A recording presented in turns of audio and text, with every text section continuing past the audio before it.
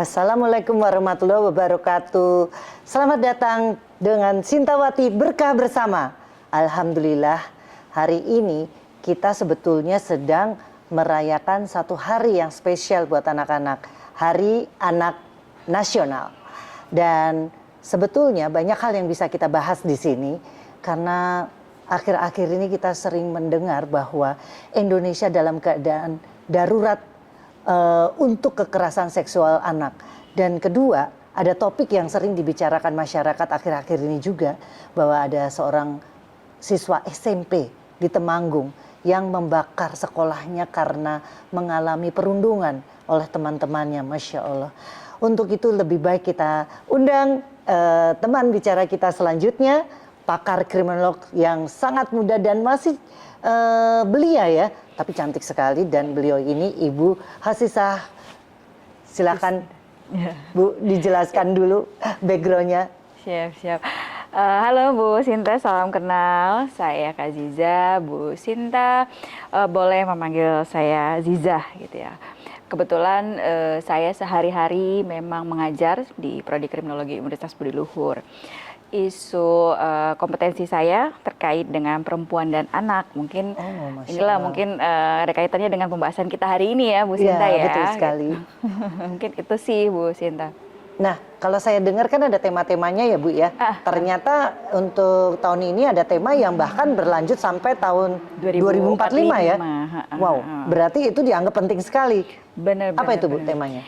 Jadi memang kita kan pasti tema ini gitu ya, kita membahas bagaimana gitu ya mempersiapkan kondisi lingkungan yang layak terhadap anak, apakah itu pengasuhan, lingkungan pendidikan gitu ya, sosial gitu, dan termasuk perlindungan terhadap anak.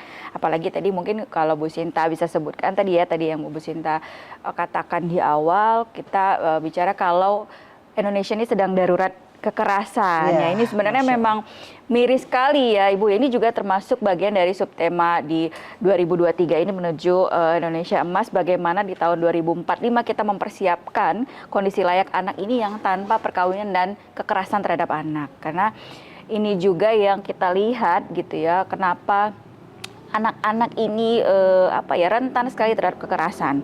Kalau kita mau lihat anak itu ya secara fisik, secara psikologis memang bagian dari karakteristik yang rentan korban. Kita melihat secara fisik gitu ya Bu ya, fisik aja kan mereka sudah berbeda dengan kita orang dewasa.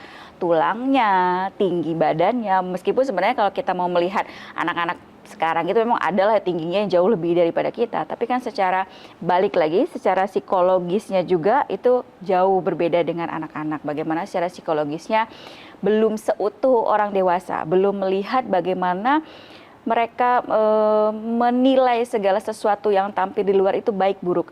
Karena anak kan kalau kita misalnya melihat dia ada orang yang berbaik hati kepada dia tentu akan melihat dia memang baik. Padahal kalau kita melihat banyak beberapa modus-modus kasus-kasus kekerasan terhadap anak, salah satunya mungkin saya mau mencontohkan child grooming, itu salah satu bagaimana modus ini digunakan oleh para pelaku gitu untuk mendekatkan hubungan yang terhadap anak pelaku gitu ya. Pelaku mendekatkan hubungan terhadap anak, memberikan kenyamanan untuk bisa dipercaya oleh anak, sehingga ketika dia sudah nyaman, sudah percaya, maka pelaku pun sudah mulai untuk mendekati dan melakukan kekerasan seksual. Salah satunya tadi yang seperti darurat ini ya, darurat catatan darurat kekerasan seksual terhadap anak ini. Disinilah yang akhirnya anak kan tidak melihat secara psikologisnya lagi gitu, bahwasannya ini hanya sebuah iming-iming, modus atau cara pelaku untuk mendekati dia. Kalau beda kan Bu ya, kalau kita orang dewasa kita kan melihat ya, bahkan kita bisa dapat mengerti mungkin bagaimana mimik orang dewasa, ini tulus tidak, senang pura-pura tidak. Berarti gitu ya Bu ya, kalau boleh disimpulkan, selama ini peran orang tua untuk menginformasikan bagaimana anak-anak melakukan setidak-tidaknya ya, mawas diri, itu belum maksimal ya. Nah, sebenarnya Bu, kalau kita mau bilang memang gini-gini, basicnya atau dasar sebenarnya pembentukan norma terhadap anak tuh memang pasti ada di keluarga gitu ya. Itu faktor pencegahan bagaimana sebenarnya anak ini itu untuk mendapatkan atau melakukan kekerasan itu tadi. Baik ini kalau kita bicara soal anak sebagai korban maupun anak sebagai pelaku gitu ya. Basicnya tetap pada keluarga, orang tua gitu. Itu pembentukan norma. Karena kan mereka proses tumbuh kembangnya memang di keluarga gitu, di rumah ya. Tapi kan memang ya Bu ya, pada dasarnya pada kenyataannya kita di lapangan, kita tuh memang anak-anak itu memiliki background latar belakang keluarga yang berbeda-beda gitu. Nah ini secara teori memang kalau kita bicara delinkuensi anak gitu ya, kenakalan terhadap anak itu bagaimana faktor penyebab atau jadi banyak juga beberapa gitu ya kasus-kasus misalnya anak sebagai korban KDRT itu kan yang harusnya rumah sebagai tempat yang memberikan kenyamanan, memberikan edukasi terhadap anak tadi gitu ya kan Bu ya, yang sebenarnya membentuk norma anak ini dalam proses tumbuh kembangnya malah justru dia menjadi korban. Jadi kekerasan dalam rumah tangga gitu. Dari yang Ibu katakan, saya bisa mengingat satu kejadian lagi Bu. Banyak hal di posyandu khususnya ya di pemukiman padat kita melihat banyak kejadian stunting. Ini melebar sedikit ya Bu ya. Cuman saya melihat ada masalah stunting, ada masalah kekerasan seksual, ada masalah KDRT, atau mungkin belum maksimalnya peran orang tua dalam membimbing anak. Itu mungkin bisa dijembatani salah satunya ya Bu ya, kalau pasangan tersebut mau menikah. Harapan kita melalui KUA, katakanlah kita bisa bekerja sama. Ada hal-hal yang bisa disampaikan kepada calon pengantin, bahwa nantinya mereka akan memiliki anak mulai dari hamil sudah dilakukan step-step yang akurat.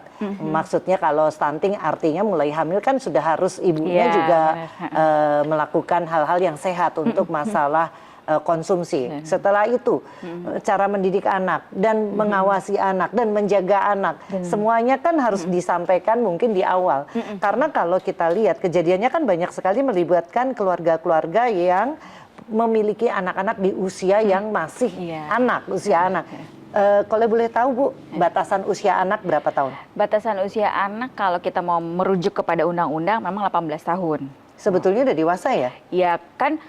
Sebenarnya kan kalau kita mau melihat ya SMA lah gitu ya Bu ya, kalau di tingkatan pelajar gitu. Nah kita kan melihat secara fisik mungkin anak-anak SMA sekarang tinggi, besar gitu ya. Tapi disitulah batasan itu dilihat secara psikologis juga kan ya Bu ya. Bagaimana anak ini meskipun dia tinggi secara fisik tapi psikologisnya masih tetap terkait dengan bagaimana tadi melihat, membedakan baik, benar, buruk atas apa yang dia lakukan gitu. Artinya kembali lagi ya Bu ya, sistem pendidikan yang ada mungkin seharusnya karena kebetulan saya backgroundnya banyak mendirikan sekolah-sekolah, jadi teringat bahwa kita mengikuti apa yang diajarkan oleh Nabi Muhammad SAW, bahwa sebetulnya anak itu harus mulai diperkenalkan dengan dunia dewasa, dunia mencari rezeki itu dari awal. Contohnya kan Nabi Muhammad SAW 9 tahun sudah memulai karirnya ya, mengembala kambing, 11 tahun ikut dagang ke negeri Syam, 18 tahun udah mapan. Artinya memang dalam kehidupan beliau kan sudah ada mentor-mentor yang bisa dipercaya dan mengajari kehidupan. Jadi menurut Ibu seharusnya gimana Bu kalau kita balik lagi untuk menangkal hal-hal yang sekarang terjadi yang quote and quote tidak positif ya? Iya. Itu menarik Bu. Jadi misalnya tadi ya Ibu bilang ya, kita itu salah satu mendidik juga ya Bu. Apalagi kan kita sekarang ini ya, pola pikir mindset kita pun perlu diubah pelan-pelan. Bahwasannya kita mendidik, mengajarkan tidak hanya menjadi pekerja, tapi justru membangun sebuah lapangan pekerjaan tadi ya. Dan betul. Itu bisa dari anak sejak dini tadi ya, kalau Ibu bicara tadi. Nah, apalagi kita mau merujuk Rasulullah gitu ya, Nabi Muhammad SAW yang jelas-jelas ya mau teoritis apapun itu sudah ada buktinya, itu panduan lah ya Bu betul, ya, betul. Seperti itu sudah ada buktinya. Nah ini menarik karena sejak dini anak memang diajar itu bagian dari positif. Jadi itu bagian pencegahan juga sebenarnya Bu, pencegahan bagaimana anak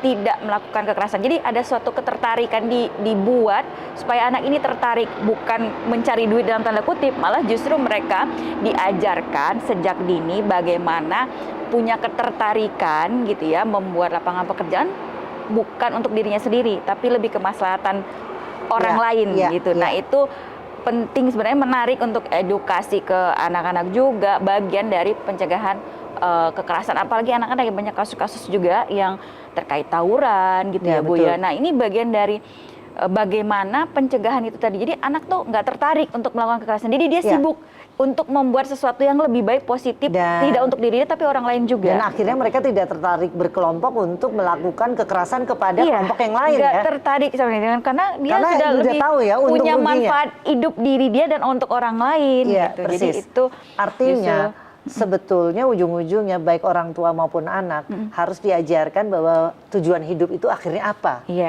Karena kalau dia tidak memiliki bayangan tujuan hidup, gampang terjebak untuk hal-hal lain ya Bu ya. Iya, karena kan itu tadi ya Bu ya, kita akan terpengaruh misal lingkungan sosial, misalnya zamannya pada saat ini ada misalnya kayak anak-anak gitu ya, kondisi mereka kan SMP, proses tumbuh kembangnya apa gitu ya, SMA apa, kemudian ketemulah tadi paparan kekerasan seperti tawuran dan lain-lain.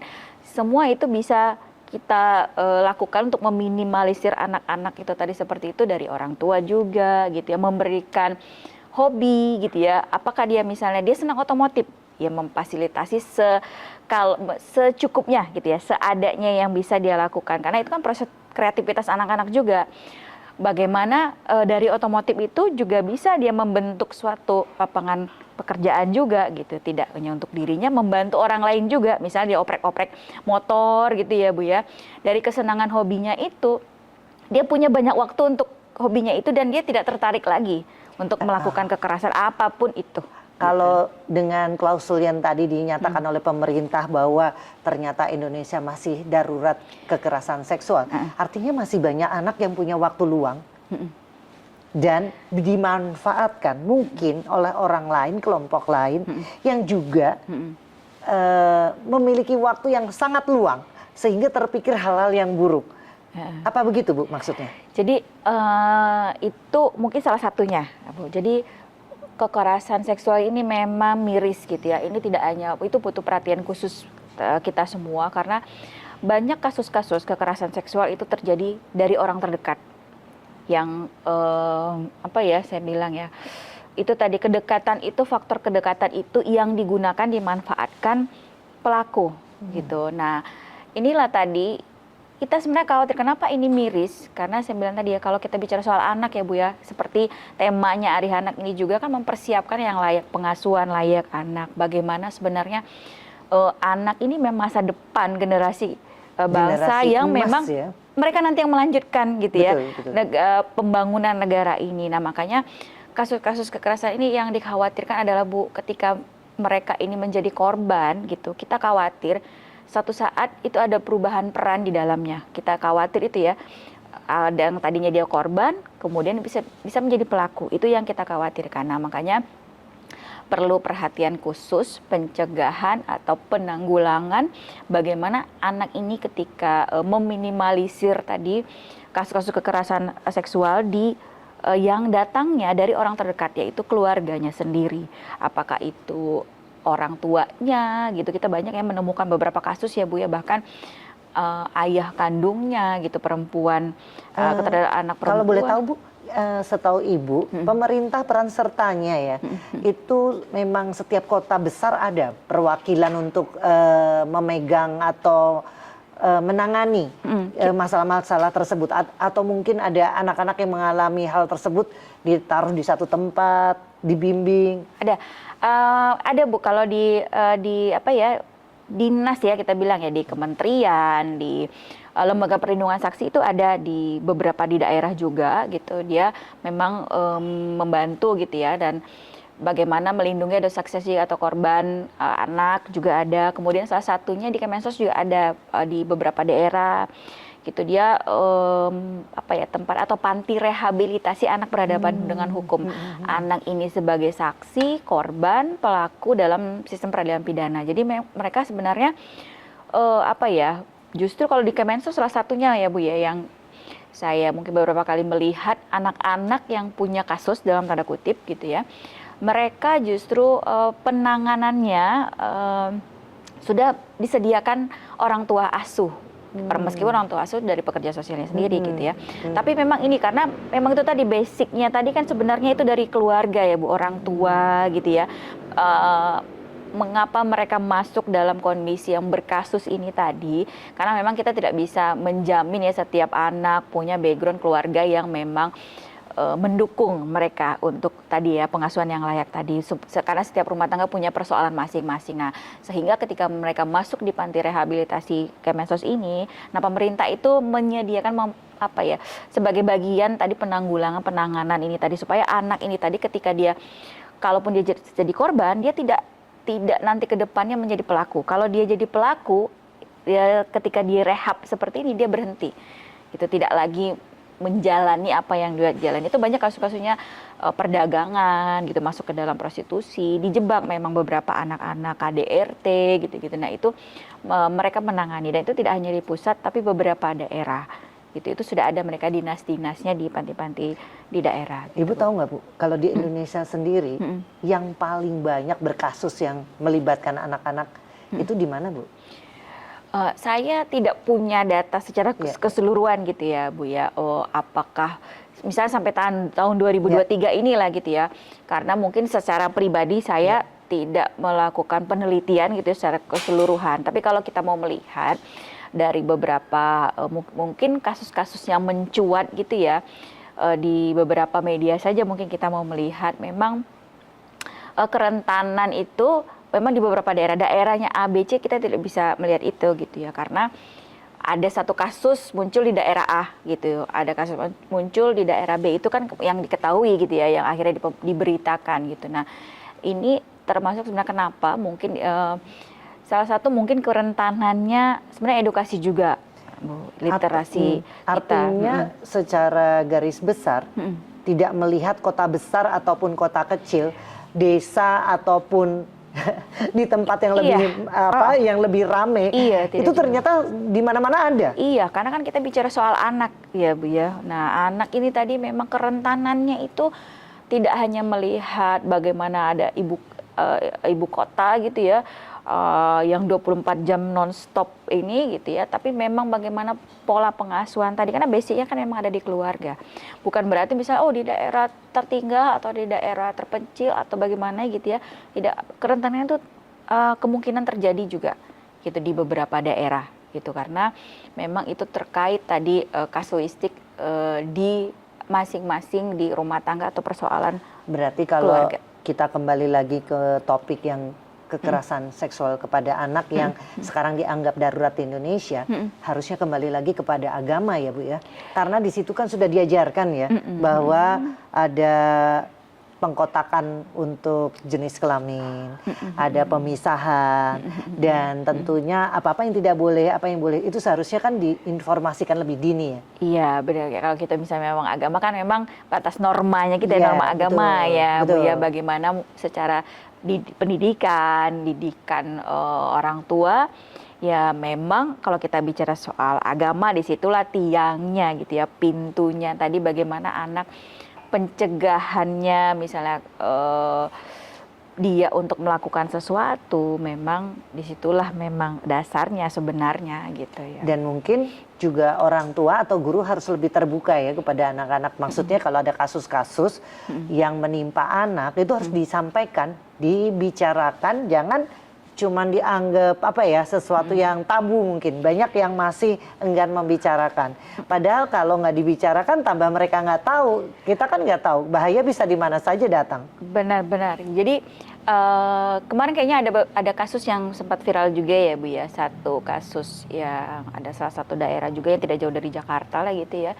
Yang ini terkait dengan anak yang dia mengalami revenge porn gitu, yang jadi ada satu kekerasan dalam relasi pacaran. Nah, dia sudah masuk dan dilaporkan gitu, masuk dalam sistem peradilan pidana. Nah, tapi ada salah satu pihak gitu yang meminta anak untuk tidak perlu melanjutkan kasus ini lagi gitu, dianggap ya sudah berdamai gitu ya, menyelesaikan ini secara bawah tangan misalnya gitu ya Bu ya. Nah, ini kan sebenarnya hal-hal yang bisa menjadi presiden buruk ke depan untuk kasus-kasus anak yang lainnya. Dengan melihat itu akhirnya kita tahu kalau anak ini kan secara psikologisnya tadi ya Bu ya, mungkin enggan, khawatir, takut gitu, itu kan secara psikologisnya anak gitu ya, takut untuk membicarakan sesuatu gitu, apalagi dengan orang dewasa gitu ya. Kemudian bagaimana caranya supaya mereka juga akhirnya berani, itu membutuhkan ruang terbuka atau edukasi juga yang orang-orang terdekat juga gitu, supaya mereka ketika ada suatu hal yang berbahaya yang ingin datang ke mereka, mereka sudah tahu sebenarnya itu perlu edukasi. Nah itu juga perlu speak up tadi dengan orang apakah itu misalnya di sekolah gitu ya, untuk kita memang tidak bisa mengontrol bagaimana ini anak harus berani gitu ya, tapi setidaknya mengedukasi, memulai. Kita aja Bu ya mungkin ya, kalau kita ada bahaya apa-apa gitu kan, kita secara psikologis ada deg-degan gitu ya. Apalagi mungkin anak-anak yang dia mungkin merasa khawatir, takut di sekolah, apapun di sekolah, apa di jalanan atau bagaimana. Nah ini bagaimana memupuk membentuk mental mereka supaya setidaknya bicara saja dulu gitu, speak up, keberanian berupaya untuk setidaknya itu bagian dari pencegahan untuk menghindari tadi hal-hal yang berbahaya ingin datang ke mereka gitu.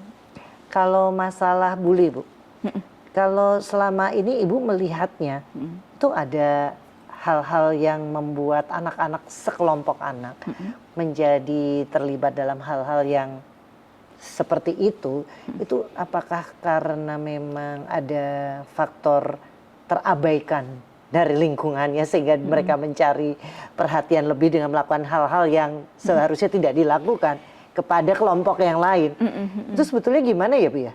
Ya jadi memang bullying ini sebenarnya kan kita ini ya Bu ya, mungkin pada saat zaman kita gitu ya Bu ya, itu sudah terjadi, misalnya kita kayak ledek-ledekan nama orang tua, mungkin kalau Bu Sinta dulu ya ada ya, itu kan termasuk sebenarnya bullying juga gitu ya. Tapi mungkin kita dulu mungkin perkembangan zaman sebenarnya ya, jadi dulu mungkin kita bukan terabaikan, tidak perhatian, atau tidak peka, tidak ngeh gitu dengan kondisi itu, yang ternyata sebenarnya itu termasuk ke dalam yang membuat anak-anak juga bisa mengalami down mental gitu ya untuk mereka gitu, untuk hal-hal banyak hal. Nah sehingga sekarang gitu ya, sekarang kalau saya mau melihat ada banyak kasus-kasus yang macam-macam terhadap bully. Apakah memang dia terbiasa? Jadi ada salah satu kasus misalnya dia terbiasa dengan paparan kekerasan, baik itu di rumah, di lingkungan sosialnya dia gitu, baik itu di sekolah, baik itu di tetangga rumahnya, dia biasa melihat gitu Bu. Jadi orang bicara secara kasar gitu ya, memaki gitu, ledek-ledekan tadi seperti tadi. Nah, ledekan atau apapun itu diterima atau ditanggapi misalnya dengan tertawa atau bercanda, akhirnya kan dia merasa itu bukan sesuatu hal yang dianggap sebagai perundungan atau dianggap sebagai suatu kekerasan. Nah, akhirnya dia ketika melihat itu juga sebagai sesuatu yang wajar, kemudian dia realisasikan lagi kepada orang lain. Bahkan berlebihan ya? Bahkan bisa lebih. Dibumbuin lagi. Iya, bahkan bisa lebih. Kalau kata orang ya Bu ya, kalau kita nitip uang sama orang itu bisa berkurang, nitip pesan bisa bertambah. Nah itu tadi ya. Betul, jadi betul. Akhirnya ketika dia melihat itu, dia realisasikan ke orang, bisa lebih lagi bully yang dia lihat tadi dia lakukan ke orang lain gitu, dan orang lain itu belum tentu bisa menerima hal yang sama dengan dia gitu ya kan, secara psikologisnya kan beda-beda, sehingga akhirnya itulah tadi berkembang. Itu salah satunya. Ada lagi yang tadi saya bilang, ketika dia menerima kekerasan, dia menjadi korban, ada faktor pemberontakan dalam diri ketika dia menjadi korban dari misalnya KDRT dari orang tua, dia kan tidak bisa melawan. Nah pemberontakannya dia akhirnya merealisasikannya ke orang lain yang secara struktural lebih rendah dari dia, jadi dia lebih berani. Nah ini takut, nah dia meluapkannya kepada orang tersebut, melakukan bullying, perundungan. Nah itu banyak beberapa kasus diantaranya gitu. Nah, jadi berarti banyak hal membuat mereka merasa memiliki power, memiliki kekuasaan di atas orang lain, itu menjadi sesuatu hal yang mereka cari ya, tapi dengan cara yang salah, karena mereka melihat lingkungannya mungkin melakukan hal yang sama walaupun dengan nilai yang lebih rendah, tapi dia melakukannya menambahi. Seperti yang Ibu bilang tadi, pesannya jadi bertambah ya. Jadi di rumah mungkin dia akhirnya jadi korban tadi, tidak bisa melawan, ya kan? Padahal dia kan secara pemberontakan dalam diri dia sebenarnya ingin melawannya, tapi kan tidak bisa. Akhirnya pengeluaran realisasinya ya ke orang lain itu tadi. Wah, aku juga bisa berkuasa. Jadi seperti apa yang Ibu dia sering terima. melihat ini ya Bu ya, anak-anak yang berkasus sebagai pembuli, orang yang melakukan penekanan kepada pihak-pihak lain, itu ternyata di rumah belum tentu galak ya.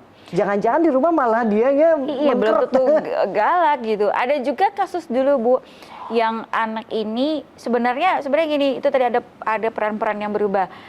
Pelaku bullying ini juga bisa jadi korban karena mungkin dia merundung terus anak ya, sampai akhirnya pada satu tahap anak yang dibully ini kemudian marah, dendam, kemudian melakukan pembalasan balik terhadap orang yang merundung ini tadi sampai akhirnya tewas gitu. Itu ada kasusnya dulu tuh yang viral juga tuh Bu gitu. Jadi justru dia ya inilah tadi banyak kasus yang terjadi di lingkungan sosial masyarakat terkait dengan anak. Karena tadi kita bicara soal psikologis anak yang masih berubah-ubah, tidak stabil. Sehingga tadi peran-peran anak tadi yang korban bisa menjadi pelaku juga bisa menjadi korban gitu.